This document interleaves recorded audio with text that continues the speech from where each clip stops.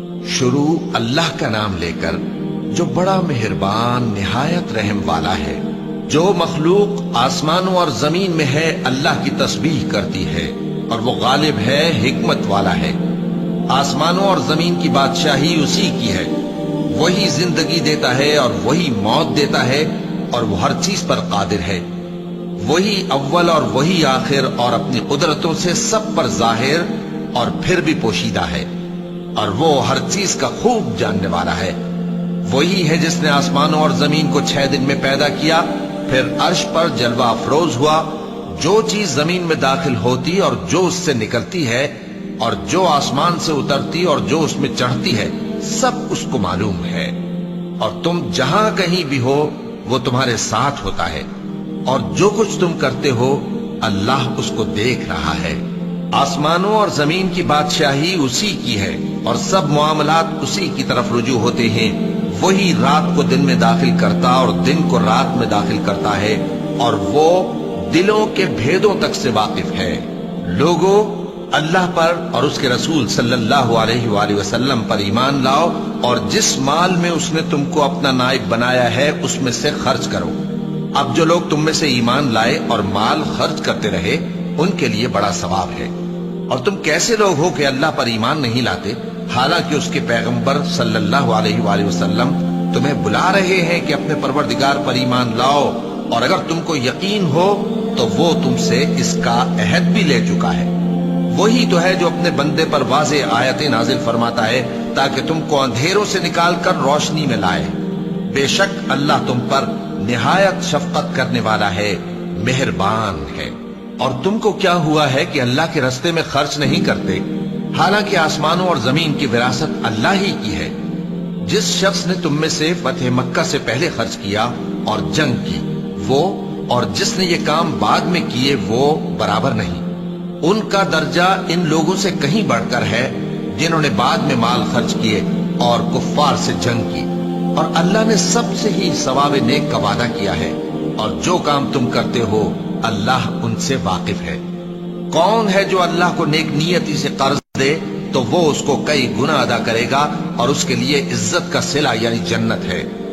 جس دن تم مومن مردوں اور مومن عورتوں کو دیکھو گے کہ ان کے ایمان کا نور ان کے آگے آگے اور داہنی طرف چل رہا ہے، تو ان سے کہا جائے گا کہ تم کو بشارت ہو کہ آج تمہارے لیے باغ ہیں جن کے نیچے نہریں بہ رہی ہیں، ان میں تم ہمیشہ رہو گے، یہی بڑی کامیابی ہے۔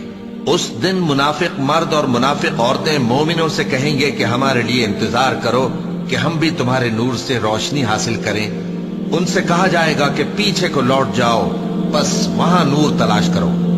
پھر ان کے بیچ میں ایک دیوار کھڑی کر دی جائے گی جس میں ایک دروازہ ہوگا، جو اس کی جانب اندرونی ہے اس میں تو رحمت ہے، اور جو بیرونی جانب ہے اس طرف عذاب ہے۔ تو منافق لوگ مومنوں سے کہیں گے کہ کیا ہم دنیا میں تمہارے ساتھ نہ تھے؟ وہ کہیں گے کیوں نہیں تھے، لیکن تم نے خود اپنے آپ کو بلا میں ڈالا اور ہمارے لیے گردش زمانہ کے منتظر رہے، اور اسلام میں شک کیا، اور فضول آرزو نے تم کو دھوکے میں ڈالے رکھا، یہاں تک کہ اللہ کا حکم آ پہنچا، اور اللہ کے بارے میں تم کو وہ شیطان بڑا فریب دیتا رہا۔ تو آج تم سے کوئی معاوضہ نہیں لیا جائے گا، اور نہ کافروں ہی سے قبول کیا جائے گا۔ تم سب کا ٹھکانہ دوزخ ہے کہ وہی تمہارے لائق ہے، اور وہ بری جگہ ہے۔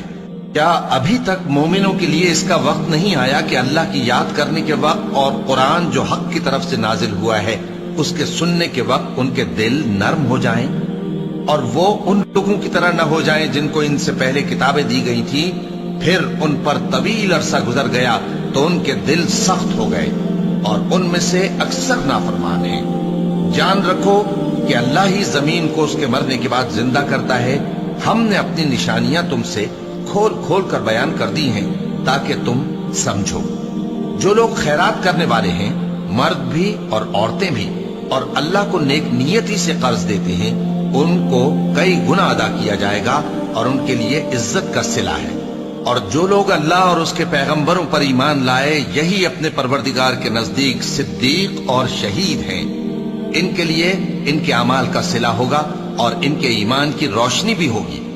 جن لوگوں نے کفر کیا اور ہماری آیتوں کو جھٹلایا، वही अहले दोज़ख हैं। जान रखो कि दुनिया की जिंदगी महज खेल और तमाशा और जीनत व आराइश और तुम्हारे आपस में फख्र व सताइश और माल और औलाद की एक दूसरे से ज्यादा तलब व ख्वाहिश है।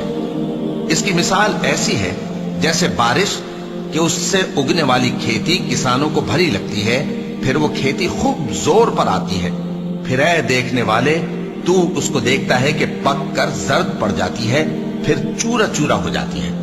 और आखिरत में काफिरों के लिए अजाब शदीद और मोमिनों के लिए अल्लाह की तरफ से बख्शिश और खुशनुदी है।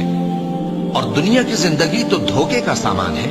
बंदो, अपने परवरदिगार की बख्शिश की तरफ और जन्नत की तरफ लपको जिसका अर्ज आसमान और जमीन के अर्ज का सा है, और वो उन लोगों के लिए तैयार की गई है जो अल्लाह पर और उसके पैगंबरों पर ईमान लाए हैं। ये अल्लाह का फजल है, जिसे चाहे अता फरमाए, और अल्लाह बड़े फजल का मालिक है।